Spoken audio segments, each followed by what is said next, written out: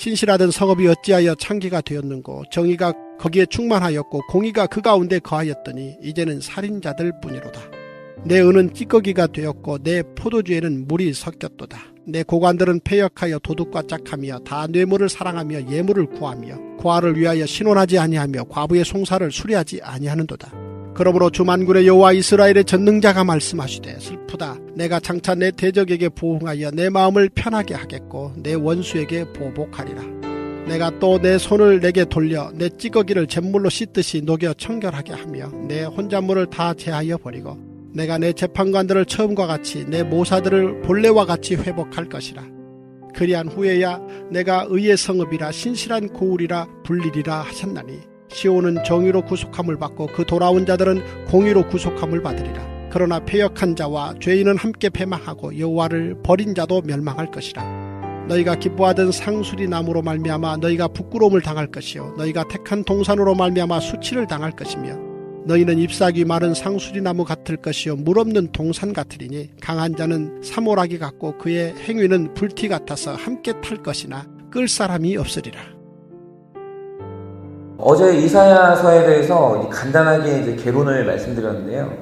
결국 이사야서의 총 주제는 뭐냐 하면 남유다와 북이스라엘은 망한다는 겁니다.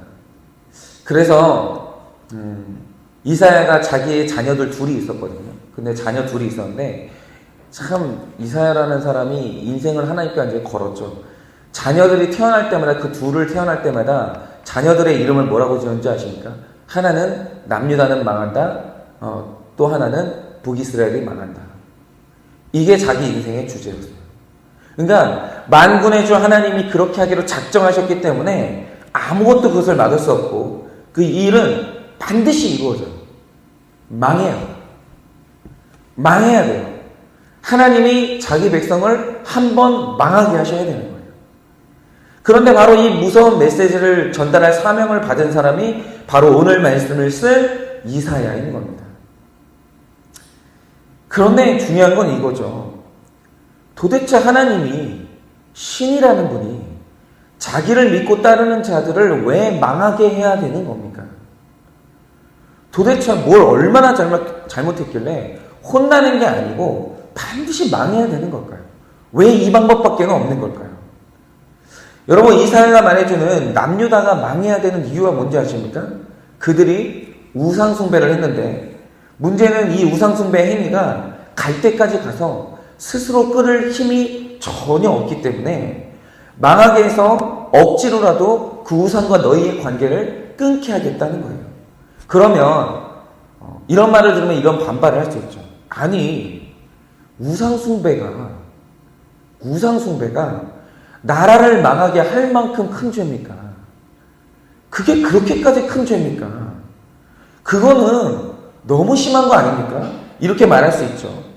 그런데 이건 하나님과 유다의 관계, 그리고 하나님과 여러분의 관계를 전혀 모르기 때문에 하시는 태평한 말씀인 거예요. 만약에 지금 여러분들이 제 설명을 들으신다면 이스라엘의 우상숭배가 왜 망해야 될 만큼의 죄인지 이해가 좀 가실 거예요. 자, 여러분, 이스라엘과 북이스라엘과 남유다가 이 당시 했던 우상숭배의 행태가 뭐냐 하면 이런 것과 똑같아요. 이스라엘 전역에 신전을 세워놔요. 그 다음에 그 신전 속에다가 여러 신들을 쫙 진열해 놓는 거예요.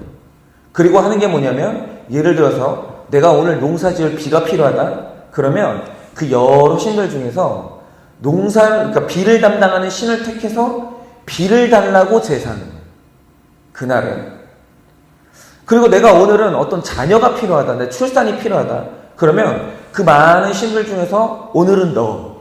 그러면서 출산을 담당하는 신을 택해서 그 신에게 제사를 하는 거예요. 그런데 중요한 건 이거죠. 이스라엘 백성들이 자신에게 필요한 신들을 오늘은 너, 오늘은 너, 오늘은 너 이런 식으로 선택하는 행위가 재미있는 게 뭐냐면 원어의 의미를 봤을 때 뭐의 의미가 있는지 아십니까? 이 선택한다는 의미가 성적인 행위가 포함되어 있어요. 이게 무슨 의미냐면 제가 설명을 해드릴게요. 제가 예전에 중학교 때까지인가 TV를 보면 왜 그랬는지는 모르겠어요. 제 기억 속에서 되게 그 더럽다라고 생각하는 이미지가 하나 있었어요. 그게 뭐냐면, 여러분 그 유명한 청량리 588번지를 아십니까? 기억하십니까? 그 여기가 뭐 하는 데인지 기억하시죠? 청량리 588이 뭐냐면 창녀촌이 몰려있는 곳이었어요. 그래서 저는 한 번도 실제로 가본 적은 없었어요. 그때 이제 제가 어렸기 때문에. 가본 적은 없었는데, TV에서 한 번씩 이 창녀촌의 풍경을 찍을 때마다 제가 되게, 왜 그런지 모르겠는데 더럽다고 느껴졌어요. 더럽다고 느껴졌던 게 어떤 모습이냐면, 여러분 창녀촌 건물들의 특징이 뭡니까? 건물 가장 정면에 전시장처럼 통유리로 된 그 공간이 있어요. 근데 늘 그 통유리 안에 그 불빛은 어떤 불빛이냐면 빨간 불빛이에요. 근데 저는 그게 늘 그걸 보면 뭘 연상했냐면, 정육점을 가면 고기가 신선하게 보이라고 그 켜둔 그 빨간 불빛 있잖아요. 그게 항상 연상이 돼요. 그런데 그 포주들이 그 빨간 불을 켜놓고 그 통유리 안에서 뭘 전시해 놓는데, 여러분 뭘 전시해 놓죠? 몸 파는 여성들한테 야한 옷을 입혀놓고 무슨 상품을 전시하듯이 여자들을 쫙 전시해 놓는 거예요. 그 여자들이 거기 앉아있어요, 그 안에. 그런데 이상했던 게 뭐냐면, 그게 제가 음란하지 않아서가 아니라 유독 그 장면을 보면 그게 그렇게 역겨운 거예요. 왜인지는 몰라요. 여튼 그게 굉장히 더럽다라고 생각을 했는데, 그 여성들이 그렇게 밤마다 딱 진열이 되면 어떤 일이 일어납니까?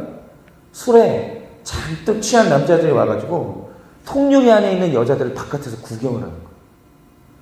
구경을 하다가 마음에 드는 여성이 있으면 손가락으로 가리키면서 적어주세요.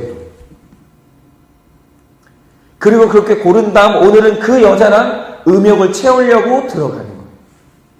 그런데 오늘 말씀 21절을 보면 하나님이 이스라엘을 향해 내뱉는 탄식이 뭐냐면, 그 신실하던 성읍이 어떻게 이런 창기가 됐냐라는 거예요. 여러분 이 말 뜻이 뭐냐면, 이스라엘 백성이 신전에 가요. 그리고 자기가 오늘 쓸만한 신을 고르는 거예요.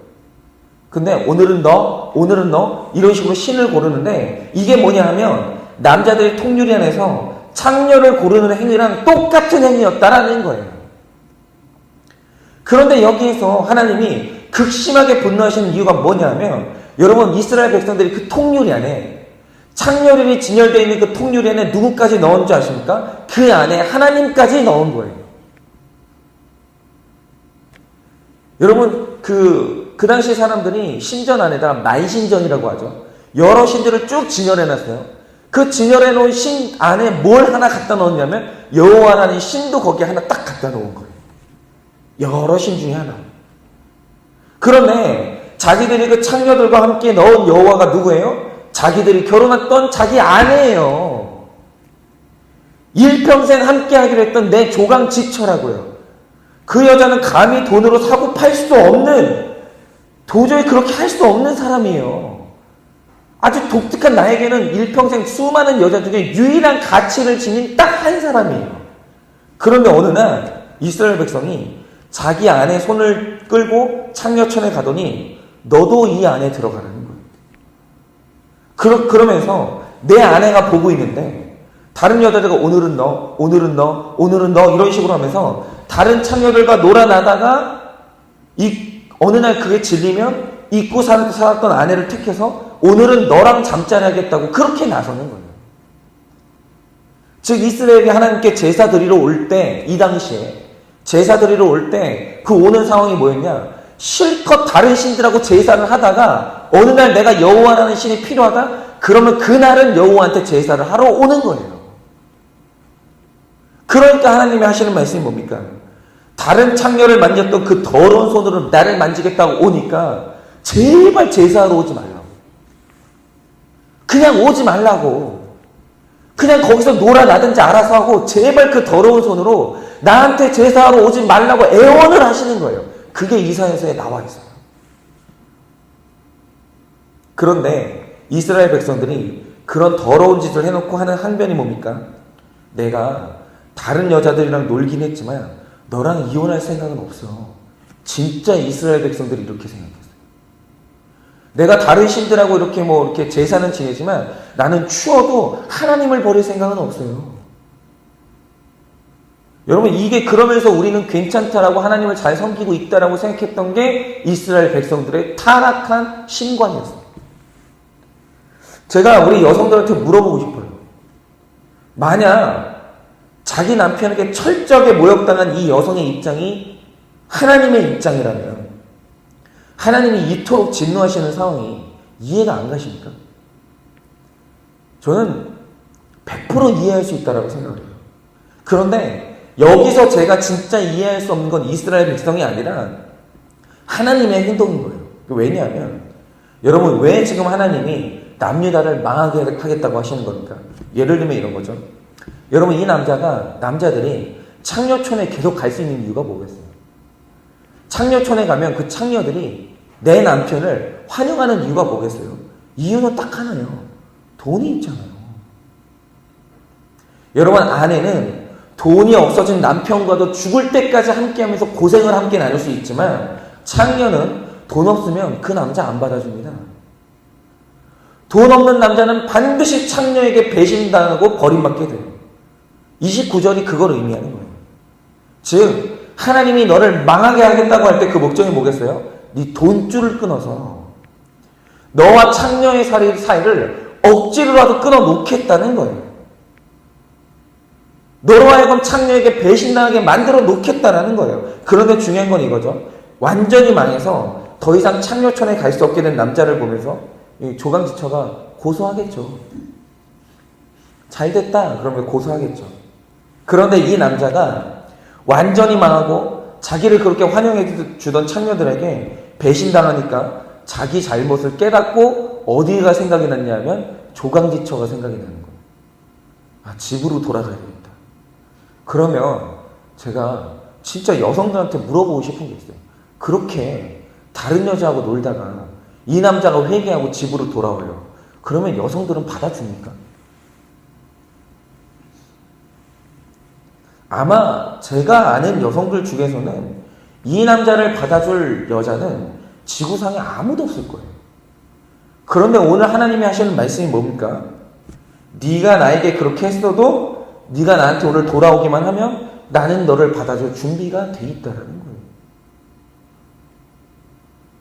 네가 그렇게 해서라도 돌아오기만 한다면 우리의 무너진 가정을 나는 힘써도 다시 세우겠다라는 거예요. 나는 어떠한 경우에라도 네가 돌아오기만 하면 너랑 이혼할 수 없다라는 거예요. 저는 정말 이해가 안 가는 거예요.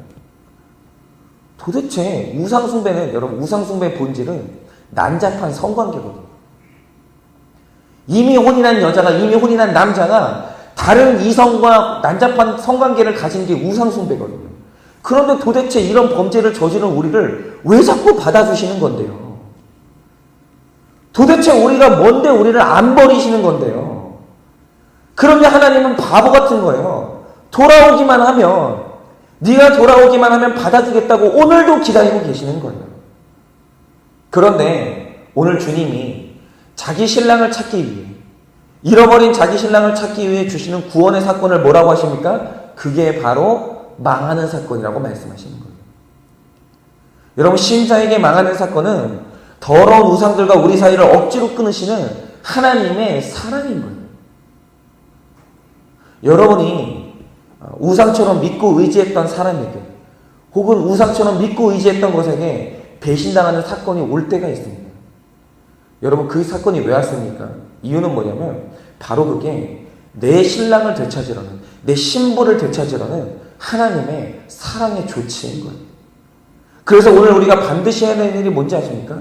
세상에서 오늘 제일 지혜로운 사람이 누구냐면 이사야서의 절규를 듣고 창녀와 같은 우상과 놀아나는 음란한 남유다가 바로 나라는 사실을 깨닫는 거예요. 여러분, 우리가 정말 신실하게 한 분 하나님만 바라보고 있습니까? 혹시 위기의 순간이나 선택의 순간이 오면 하나님과 세상 둘 중에서 뭘 고를까? 혹시 지난 살아온 날, 오늘은 너, 내 힘으로 할 수 없는 고난이 오면은 오늘은 하나님 너. 그런데 하나님 말고 다른 것을 선택할 때가 되면 그런데 오늘은 너. 이런 식으로 우리가 하나님과 세상 중에서 고르면서 살아오지 않았습니까? 뭐가 나에게 이익이 되고 유익이 될까 고르지 않았습니까? 제가 우리 교회 집사님의 고백을 듣는데 제가 이 고백이 너무 좋았어요. 그분이 이런다는 거예요.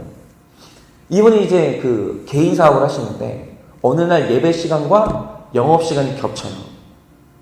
그러면 어떻게 되냐면 고민이 안 돼야 되는 건 이론이죠. 여러분 예배 시간하고 집안 행사가 있어요. 예배 시간하고 어떤 그런 게 있어요.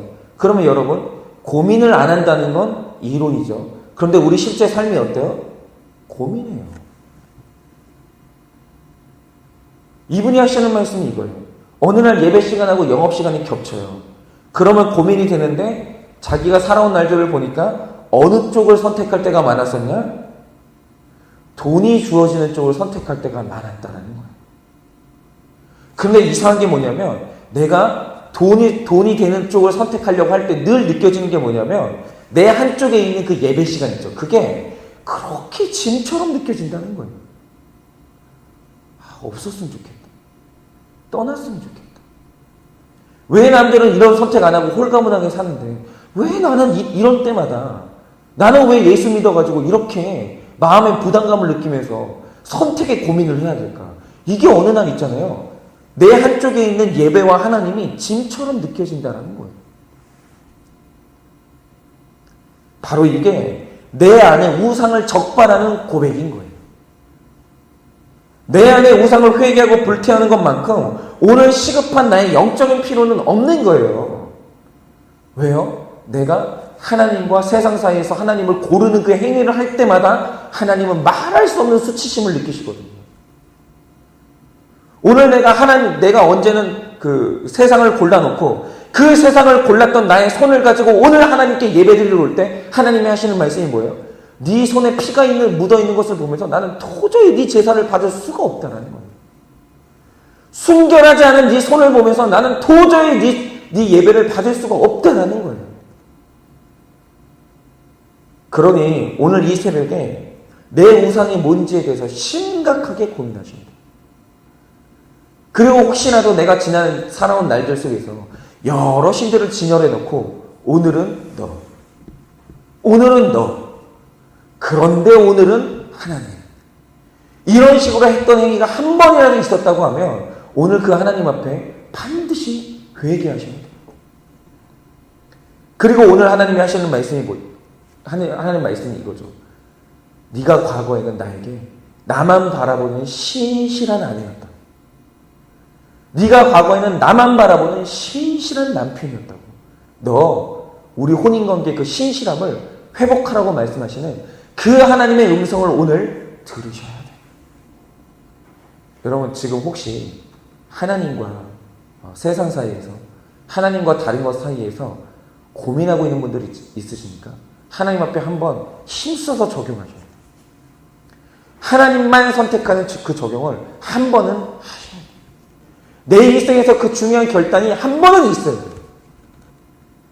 그래서 오늘 이 새벽에 신실한 신랑과 신부로 돌아오시고 내 마음 가운데 있는 그 선택의 고민을 하게 만드는 그 우상이 완전히 태워지고 회개되는 그런 새벽 되시기를 예수 그리스도의 이름으로 축원을 드립니다.